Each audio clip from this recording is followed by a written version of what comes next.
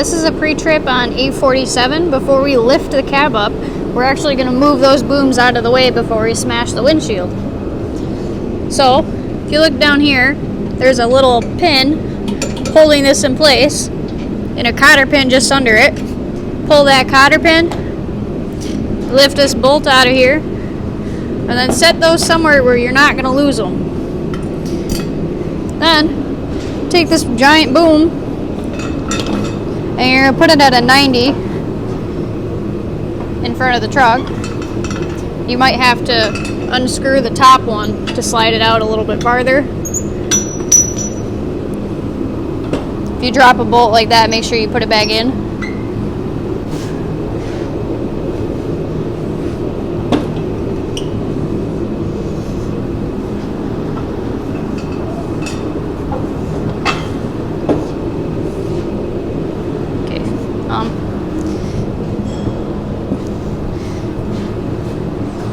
Good enough. Then, it's easier to open this up with the doors open. So I got both my doors open.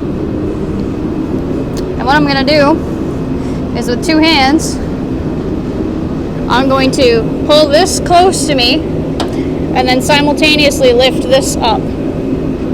So, you pull this, lift that up,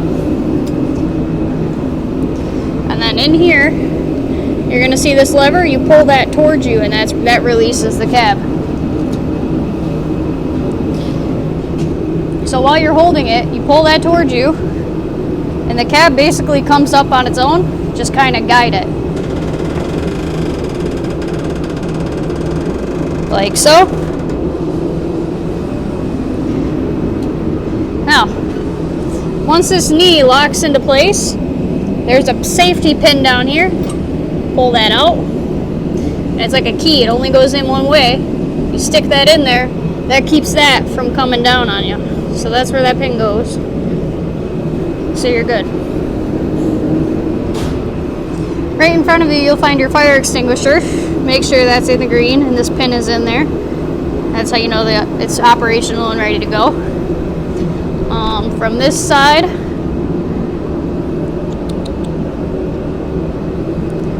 I don't see a dipstick on this side because it's on the other side, but from here you can see the serpentine belt. Make sure that's not worn out or frayed. And yeah, so the transmission must be on the other side too. So put this door back.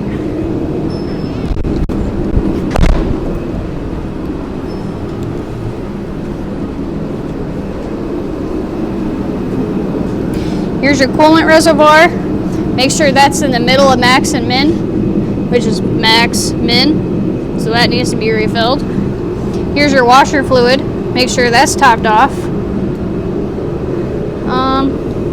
So yeah, I was right. So here's your oil, and here's your transmission. Your oil you're going to check while the vehicle is off and cold, and transmission's the opposite. So let's see if I can set this up. So if you can't break the seal, give it a little turn. It should pop right up. Wipe it off. Stick it back in the hole. Just till it's flush. Then you're going to pull it back out again. And right there is your oil level. So it's good. As long as it's in between this dot and that dot, you're good to go. Preferably in the middle. Because you won't be able to hear me, I'm going to check the transmission while it's cold. But for you, make sure you check it while it's on and running. A good time to check it would be after you're done checking your lights. But I'll just show you where it's supposed to be at. So just like the oil dipstick, except it's got a lock. You pull this up, and you pull it out, wipe it off, and you're going to stick it back in, just till it's flush. Back out. And I must have had it running long enough because it's in the hot range. I don't know if you can see it. You can probably see it better in person, but in this writing says cold, and this writing says hot. You want it to be in there after it's been running for a while.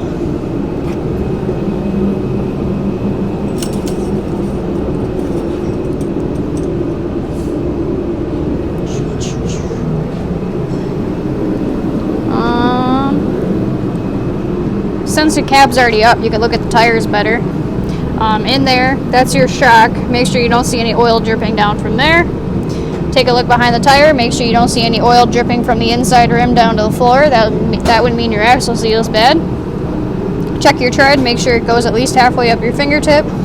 Check your leaf springs. Make sure those aren't cracked. And make sure there's nothing in the way of the tire while it's spinning. Make sure your pressure is up. Check your lug nuts. All that good stuff. Come around to the back. I'll do a set of duals. Same concept. Check your tread. Check in between the tires. Make sure you don't see anything in the way of the anything in the middle of them, so they don't go flying out. Check your lug nuts. Make sure those are all secure. Take a look at your mud flaps. Make sure they're not dragging on the ground or too high up to the bed. Check your leaf springs in the back. Make sure those are good. And it'll be the same concept for your axle seal back there. You're going to take a look behind there, see if you see any oil.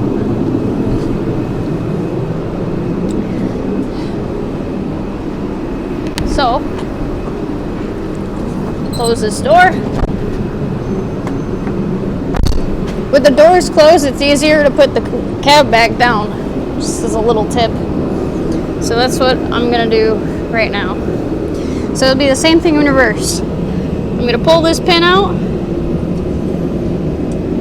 Then very carefully, while you're holding up the cab with this, or here, you're going to knock this knee out of place by pushing this in and kind of bumping it. Then the cab is going to you're going to let the cab slowly down until it latches. So, I'm going to take my microphone off real quick.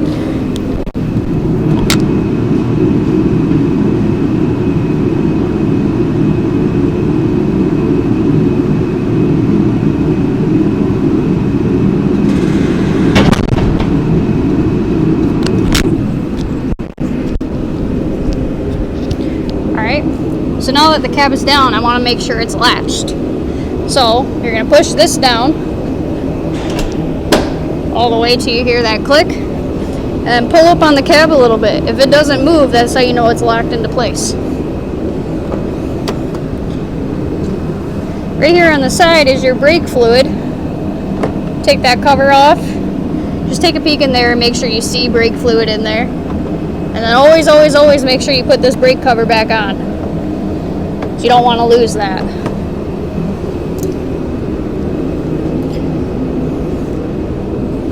Inside you should find your driver's log. Your keys should never be left in the ignition or in the truck. They should be left in that job box back there while it's locked. That would prevent the keys getting locked in the vehicle. Make sure your seatbelt works. Give this a quick click. If it clicks in and you can pull it, great. Your triangles are located right behind your driver's seat. Make sure those are sitting there. Your height is staring right at you in the face, 9'3". That would be put right here where it says vehicle height. And your weight is located in the door jamb. Right here, 14,500 pounds. And then right here is where you put your weight. Now we're going to go through all of our lights and in cab. Yeah, in cab and all of our lights. I'm not going to start it because you may not be able to hear me, but I'll turn the accessory on. Right here controls your lights. There's your parking lights, and there's your headlights. And on this joystick, twisting this controls the speed of your wipers, and then pushing this button on the end controls the washer fluid. Right down here in the dash is your four-ways. I'm going to stick those on. And I'm also going to turn my beacons on. So that way we can check a bunch of lights all at the same time. While you're sitting here, honk the horn. See if that works. And take a look at your windshield. Make sure there's no cracks or damage. Take a look at your mirrors. Same concept. Your parking brake while you're sitting here is located right next to you. Push this button. Well, you don't even have to push the button. Just pull up. You should see a brake light come on. And how you test that would be you start the vehicle, you set your foot on the brake with this up. Remember, it's engaged. Put the vehicle into D6 or D4 or reverse, whatever one you want. And then when you slowly let your foot off the brake, if the truck doesn't move, that's how you know your parking brake's working. To release it, press this button, pull up till you hear a click, and then set it back down. So we'll walk around, check our lights. I believe that's it for in-cab, other than making sure all your gauges work.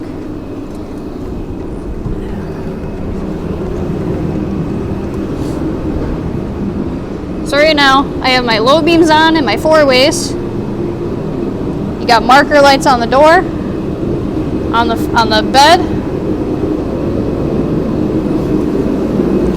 all across the back. This vehicle, oh yeah, check your license plate light. This one's really, really dim, so that one's gonna have to get replaced. Four-ways are working. Your beacon lights are on. You got another marker on the fender, and two more up on the corner, and another one on the door.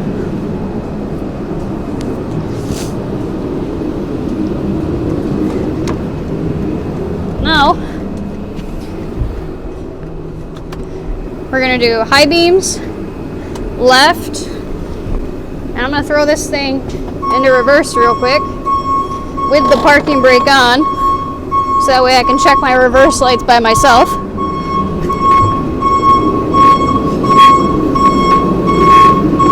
I have a reverse light out, but my left signal is working.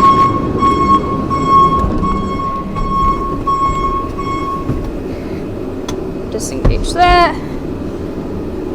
Now we're going to check the right, and so on. Yep.